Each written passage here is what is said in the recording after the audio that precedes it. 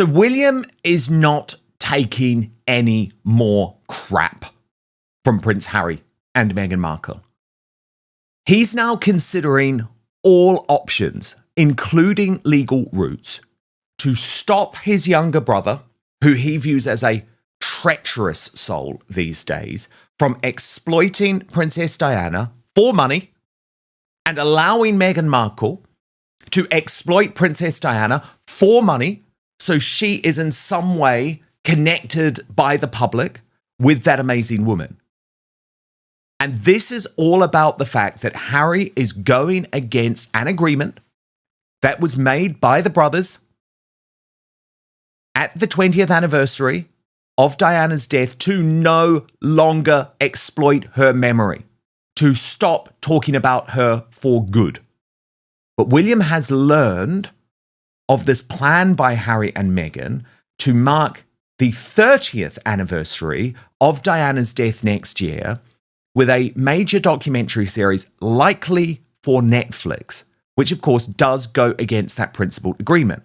Now, what's interesting to me, and what we're going to discuss today, is whether William actually would be able to do this. Because of course he can appeal to Harry's morality, but does Harry have a sense of morality anymore? I would argue not, after the way that he has trashed his own family for the past 6 years. Legally, does what was a gentleman agreement made in public really mean that Harry could be stopped from doing this? I would be surprised. But I'm going to take you through this reporting, then we'll get analysis from our royal mastermind and Prince Harry's biographer, Angela Levin. But this is very interesting reporting from Radar Online, which says that Prince Harry is set to lawyer up on Prince Harry to stop him and Meghan churning out what they describe as a sickening Princess Diana 30th death anniversary doc. Now, this story is written by Aaron Tinney, a long-time British tabloid reporter with connections to the royal family. And he writes, Prince William is said to be prepared to take legal advice over plans by his brother Prince Harry to produce a documentary marking the 30th anniversary of their mother, Princess Diana's death. Project sources have told Radar Online the future king finds the project sickening and deeply depressing and distressing. Their words actually are distressing, I should get that right. Harry and his wife Meghan are understood to be developing the Diana documentary project as part of their multi-million-dollar deal with the streaming service following their decision to step back from royal duties. Sources said the film would examine Diana's life, her treatment by the media and the monarchy, and the impact of her death on her sons. According to insiders, the prospect of revisiting Diana's story in a commercial production has reopened old wounds between the brothers. But one source said Harry, I would argue Meghan, is determined to proceed. Harry is utterly convinced that commemorating his mother is something he has an inherent right to do as her son. In his mind, Diana's memory is not the property of the institution or something that requires his brother's consent. He strongly resists the idea that the palace or anyone else should have the authority to decide how her life is remembered or presented. The source added William's growing anger over the prospect of the film being in planning has been intensified by Markle's role behind the scenes. And that's interesting to me, because I think William would concede that Harry at least has a right to talk about their mother. But for William, the idea that Meghan is going to keep trying to piggyback on Diana, which is something that she has done now for some time, is of course going to be disturbing. And the source added, what has struck a nerve for William is the extent of Meghan's role in the project.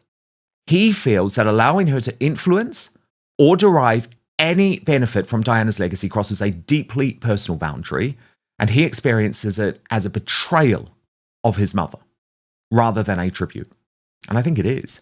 Because what you've seen from Harry and Meghan is that they have tried to exploit Diana's memory to back up their bid for the destruction of the British royal family. And I repeat, for those of you who believe Harry's narrative, that Diana was highly critical of her husband, King Charles, and yes, publicly made clear that she believed he should never take the throne because he was going to marry this divorcee in Camilla, and that the crown should pass directly to William. But did she ever try and destroy the British monarchy? Absolutely not. Quite the opposite. Another insider said Harry's motivations stem from long-held grievances. Harry has long felt that his mother's life and death have been poorly handled by those meant to protect her. He believes that at critical moments when Diana needed empathy and support, the institution failed to provide it. As a result, he does not see the monarchy as a credible custodian of her legacy and is adamant that her story should be told outside palace structures. Well, you can understand that that is how Harry is going to feel, right? And that's probably where William does have some agreement with Harry. Certainly, they both ask questions about the circumstances relating to her death. But what this article misses is the fact that that's the reason William and Harry produced these two landmark documentaries, one for the BBC, one for ITV, for the 20th anniversary, because that was their option of actually preserving her legacy. That was how they chose to do it. And so to say now that in some way that 20th anniversary documentary was hijacked by the palace is just wrong. They've already done it. Harry is doing this for money. Meghan is... I need you to do something for me right now. It is free. It is easy. It is simple. Just hit that subscribe button on YouTube. That's because over 50% of you watching this video haven't done that yet. And it is the best way. The line goes on to report that that position places Harry directly at odds with William. Sources said the Prince of Wales views the project as exploitative. Well, it clearly is. From William's point of view, this crosses a line that none of their past disputes ever approached. He feels that transforming his mother's life into marketable content is deeply distasteful, and he firmly believes Diana herself would have been appalled by the idea of her story being repackaged for profit, especially by a global streaming platform. The involvement of Netflix has further inflamed tension, and this is where things get interesting, because, of course, the company also produced The Crown, a dramatization of royal history that William is widely reported to dislike. Netflix is a huge trigger for William, a source said. He has never hidden his anger about The Crown, and this feels like reopening a fight he thought should be over. And just a reminder, of course, that when it comes to The Crown, William was particularly disgusted by the fact that not only did they recreate the death scene, they stored a smashed up version of the car. They made their mum come back to life. They were really creepy in terms of the presentation of Carol Middleton in the drama to suggest that she in some way had conspired with Catherine in order to meet William. So there's a whole load that William doesn't like about The Crown. But I think he doesn't disagree that, of course, a private company can do whatever they want.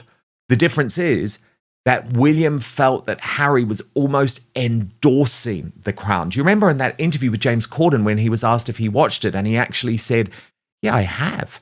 And I think it's better than a lot of stuff that's written in the newspapers. So that's William's real problem with Netflix and The Crown. The fact that Harry gave this drama, which caused so many issues for the family, a tacit endorsement. Now, Radar goes on in its report. Sources now said William is exploring ways to halt any 30th death anniversary project on their tragic mother. A palace aide warned William is prepared to take this as far as necessary. He is actively exploring every available obstacle that could be placed in the project's path, from legal avenues to institutional influence, and he is willing to use whatever leverage exists to challenge it. Now, this is where I have to bring a reality check to this situation, I'm afraid. I understand why William feels this way. I actually feel his anger. I feel his disgust. I think he's right to feel that. Do I believe that there is any realistic legal route to him in some way stopping this documentary? I do not believe so. I do not believe so. Because there was nothing signed between William and Harry. It was a gentleman's agreement made public between brothers. William felt it deeply. Harry was able to throw it out the door the moment Meghan Markle came along.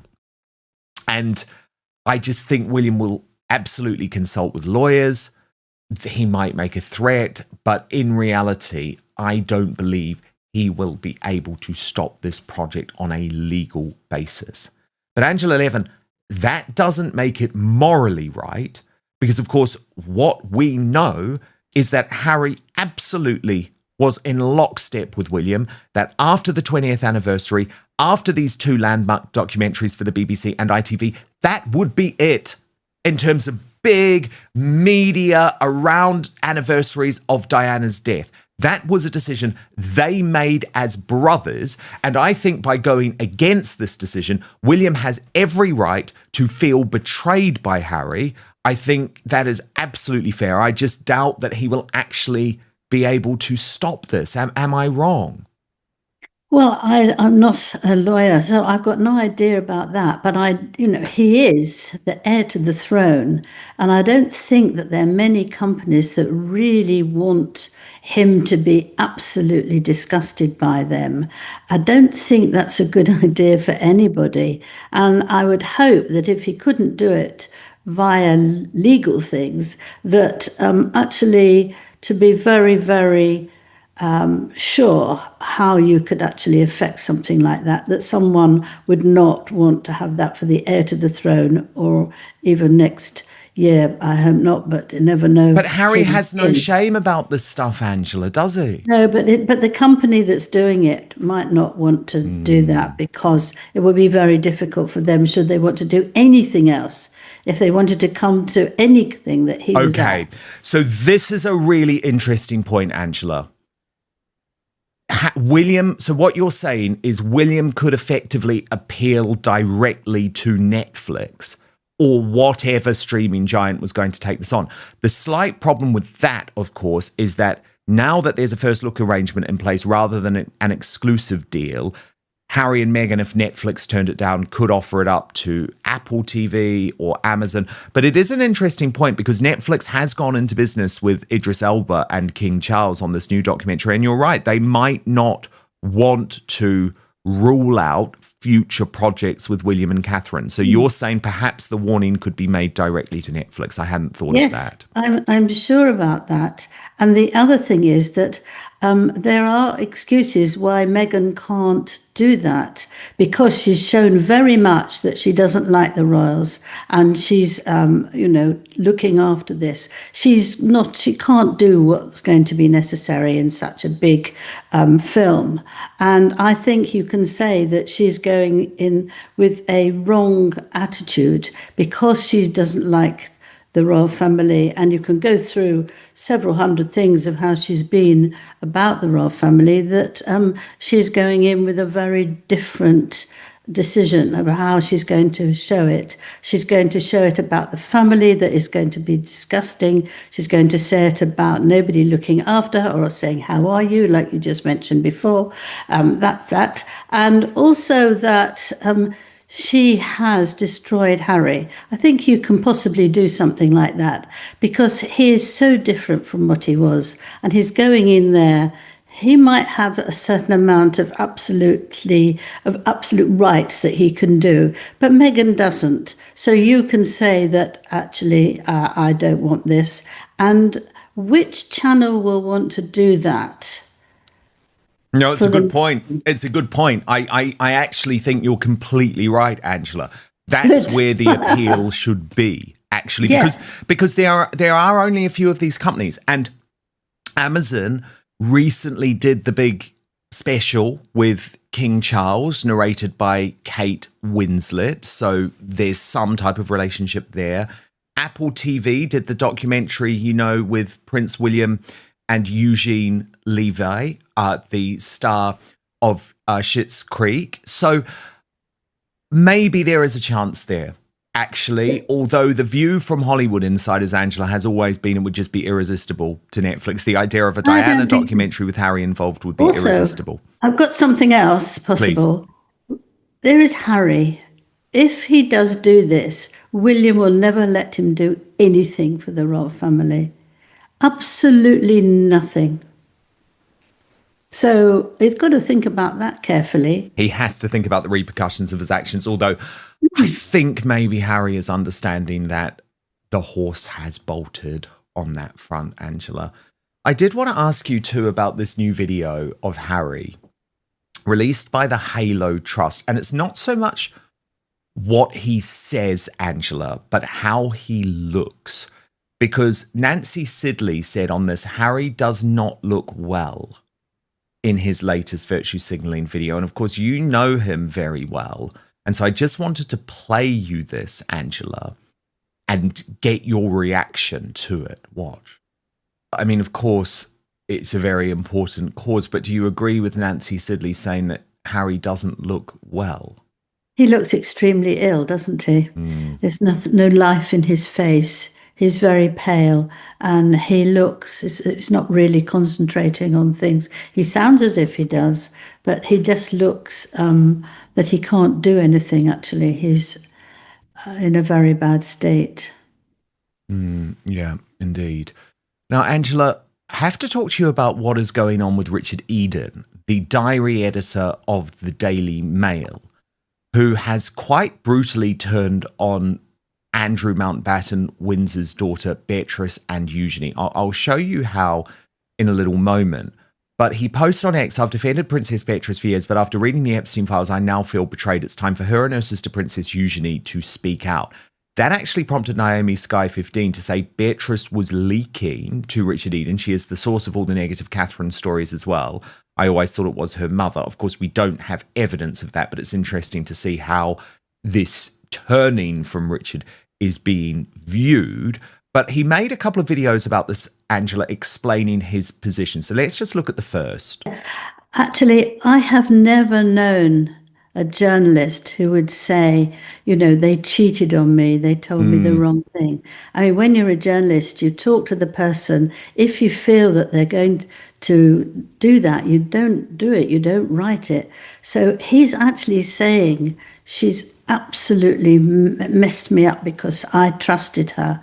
Well, I think somehow if you're a journalist, you're always in, you know, is it 90-10 or 50-50 or something? But it's a very, very brave and difficult thing to say. That's what I wanted to say. Yeah, no, that's a really interesting point, Angela. And it does, I guess, add to this feeling, well, was there something else going on there? Do you know what I mean? Like, was she leaking story?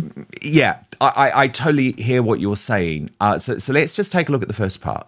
And he went on to explain that he now backs the Prince William position, which is actually that Beatrice and Eugenie should be stripped of their titles even and have no role in the royal. I mean, Angela, I actually do agree with the thrust of his argument. I've said for some time this idea that Beatrice and Eugenie were just totally innocent parties in this. I don't personally agree with that because of their age. But I also understand it's difficult given it's their parents. Yes, I mean, it's very hard to say if you have parents who behave like that, whose sexual behavior is just disgusting. What do you do? I mean, I think I'd walk out, but that's me. I'm a walk out sort of a person. But I understand that they didn't want to. But what is very difficult to say, and I've written it out here, the things that they didn't actually like, what he feels that he's been so badly talked about, because of his, that despite hoping the princesses would not take after their parents, the evidence suggests that they are too deeply connected to their parents' scandalous dealings. So, I mean, it's not that they just helped their parents or that they were trying to stop them doing it. They were involved in it and with it. Well, yeah, exactly. And the thing is, Angela, I actually agree with that. But even just take it back one step, right? Like my parents, I adore them. They would never want to put me in a difficult position. But just say they said to me, oh, Dan, we're taking you to meet a friend of ours. He's just been released from prison. I would ask questions. I would do my own research. Of course, I would trust my mum and dad, but I'd say, Mum and Dad, this guy was a sex trafficker of children. Like, I'm sorry, I'm not coming with you. It's very obvious that you can do that. And they sort of had a responsibility to do that in their 20s, I would argue, as princesses. Absolutely. But when he came out and in Florida, after he came out of prison, they then had a party. And I think, how could you say you would go to a party after that? If you knew it, if you didn't, you would want to have some idea of this man. And if you heard this, say, why was he in prison? And if you listened and saw that, you just go home. I mean, I wouldn't stay there and, wait and see what somebody wanted to mess around with me. I just wouldn't have it. Absolutely makes you feel sick, absolutely sick. And especially at that age, they were 20 and 19 when they went to see him. Attractive girls, full of energy. How could a mother do that? I just don't understand. And how could the children who've got brains actually let her do that? It's just Indeed. not, it doesn't make any sense. And you actually had to stand up for that, surely. If you have somebody in your home who's drinking nonstop and gets drunk all the time, are you going to do that as well? Are you going to join in because you feel that that's the right thing to do? You either leave it or you get someone there as a doctor or you walk out. I mean, you can't take up what your parents are doing, particularly excitedly that this is going to be great fun, when you are with a man who is repellent. Yeah, that's the thing, Angela. There were warning signs for them, and I feel desperately sorry for them in terms of this idea that they have to now in some way separate themselves from the parents who they love. That's incredibly difficult. Where I don't feel sorry for them is the decisions that they made, because as adults, you make your choice, and you made your choice to go and have lunch with this paedophile, this prolific paedophile, days after his release from jail. I think they knew. You don't go and meet someone days out of jail and then it doesn't come up at all in the discussion. Maybe they were misled by their mother, but they should have done their own research. So unfortunately, I think that visit really does damn them. But a man like that, he's not going to sit down and talk about the weather and all sorts of interesting things and what they're doing with their exams and all that. He'll have a certain sparkle in his eye and a certain way of letting you know you're going to get it. We're all adults and you just know if somebody is going to, there we are, you look at his face, look at that. It is eating somebody up and it looks disgusting.